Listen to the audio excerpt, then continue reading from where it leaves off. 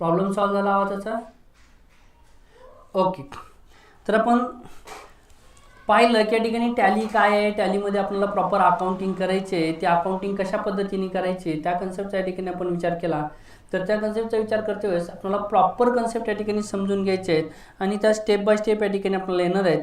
सुरुवातीला या ठिकाणी या जे कन्सेप्ट या ठिकाणी पाहतोय त्या एकदम नॉर्मल वाटतील, सिम्पल वाटतील या ठिकाणी, पण तरीसुद्धा या ठिकाणी आपण त्या पाहणार आहोत. काही जणांनी आपल्याला सजेस्ट केलं होतं की सर व्हिडिओ छोट्या छोट्या बनवा, पण छोट्या छोट्या व्हिडिओ बनवणं आपल्याला मॉनिटायझेशन करणं किंवा या ठिकाणी फेसबुक थ्रू या ठिकाणी यूट्यूब थ्रू पैसा कमवणं हे आपलं टार्गेट नाही आहे. त्यामुळे आपल्याला प्रॉपर नॉलेज द्यायचं आहे. आपण काय शिकवतो ही कन्सेप्ट या ठिकाणी आपल्याला प्रॉपर समजली पाहिजे, प्रॉपर वर्क या ठिकाणी आलं पाहिजे. त्याचनुसार या ठिकाणी आपण या कन्सेप्ट या ठिकाणी पाहणार आहोत. त्यामुळे स्टेप बाय स्टेप या ठिकाणी पूर्ण कन्सेप्ट या ठिकाणी तुमच्या इथे क्लिअर केल्या जातीलच.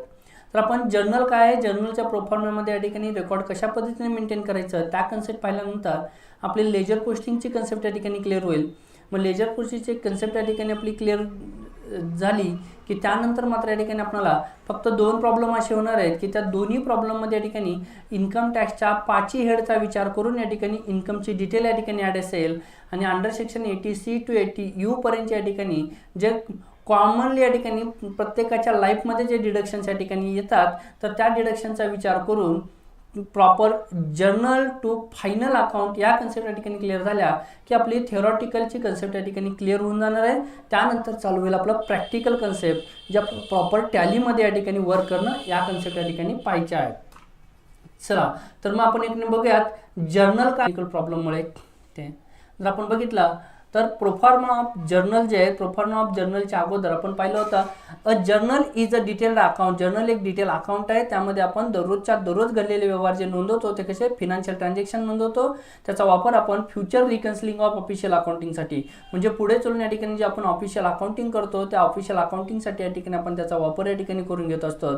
म्हणून जर्नल काय आहे तर जर्नल एक अकाउंट आहे, खातीवही आहे सगळ्यात सुरुवातीची. मग त्याचं प्रोफॉर्मा स्ट्रक्चर या ठिकाणी कशा पद्धतीने येतं ती कन्सेप्ट या ठिकाणी बघतोय. प्रोफॉर्मा ऑफ जर्नल तर जर्नलचा जो प्रोफॉर्मा आहे तो साचा आराखडा या ठिकाणी कसा असतो, जसं अकाउंट इक्वली 2 भागामध्ये डिवाइड होतं तर जर्नल इक्वली 2 भागामध्ये डिवाइड होत नाही. तर या ठिकाणी जर्नल 5 कॉलममध्ये डिवाइड होतं. त्यामध्ये या ठिकाणी फर्स्ट कॉलम आहे डेट, म्हणजे जो काही व्यवहार घडला तर त्या घडलेल्या व्यवहाराची जी डेट तारीख आहे ती तारीख या ठिकाणी आपण तिथे नोंदवत असतो.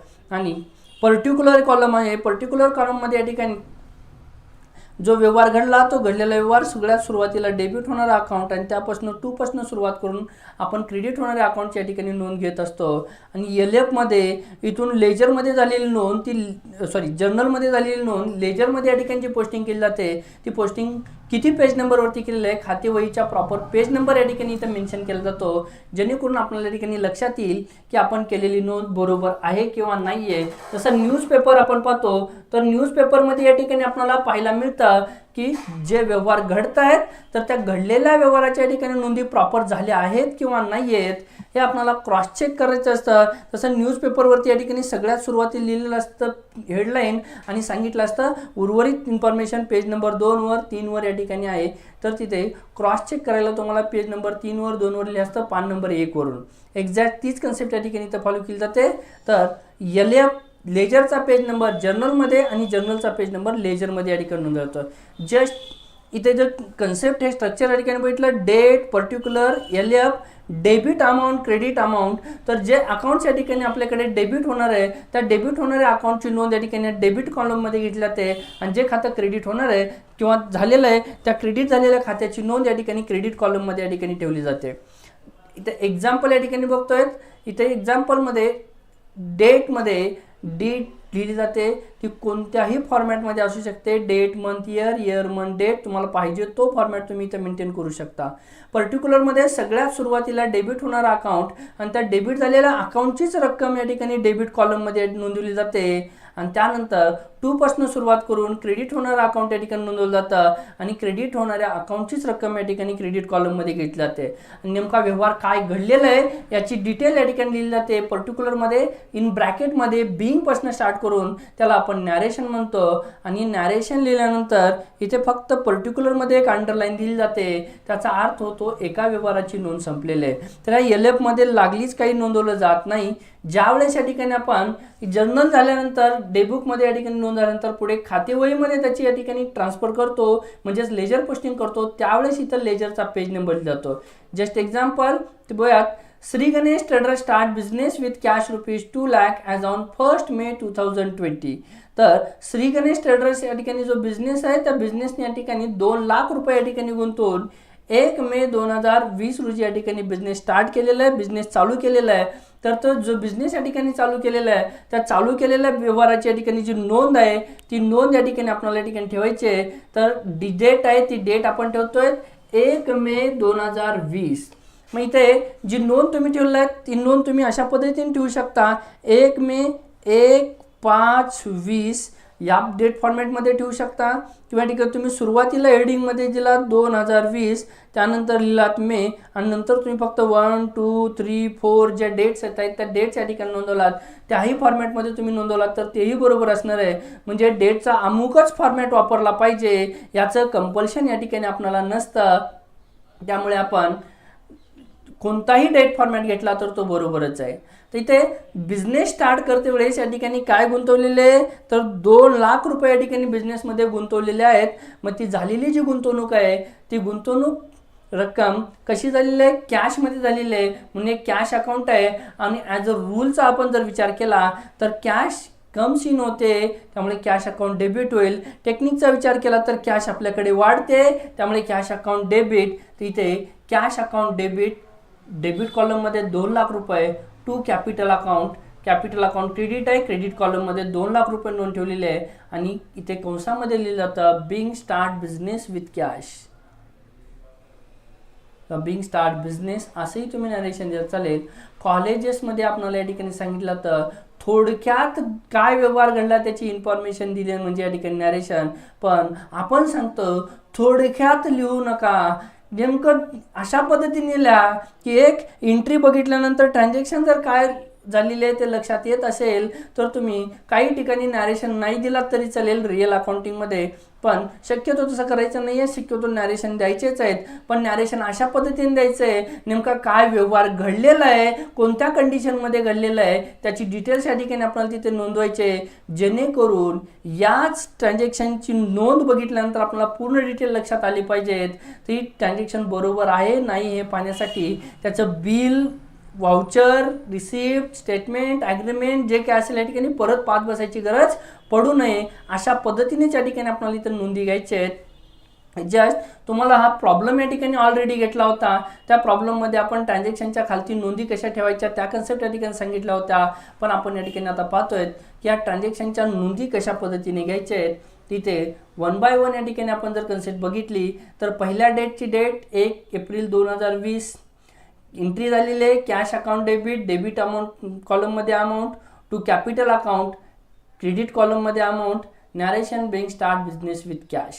नेमका काय व्यवहार घडला त्या घडलेल्या व्यवहाराची या ठिकाणी इथं आपल्याला नोंद प्रॉपर ठेवता आली पाहिजे.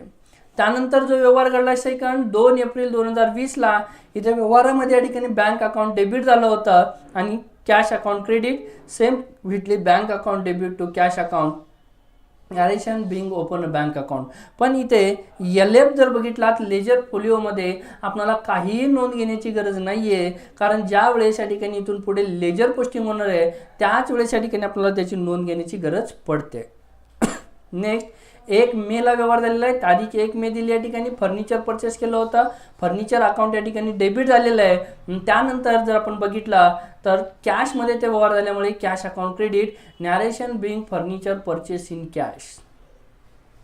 तर इथे थोडक्यात नॅरेशन सांगणं, या प्रॉब्लेममध्ये आपण थोडक्यात नॅरेशन सांगणं ही कन्सेप्ट या ठिकाणी बघितले जसं कॉलेजमध्ये चालते त्या पद्धतीमध्ये.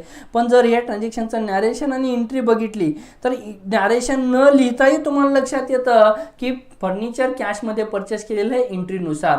म्हणजे इथं नॅरेशन काय पाहिजे, फर्निचर कुणाकडून परचेस केलेलं आहे, त्या पार्टीकडून जे परचेस झालेलं आहे त्या पार्टीकडून आलेल्या बिलाचा नंबर काय आहे, ती डिटेल्स या ठिकाणी आपल्याला इथं नोंदवणं गरजेचं आहे.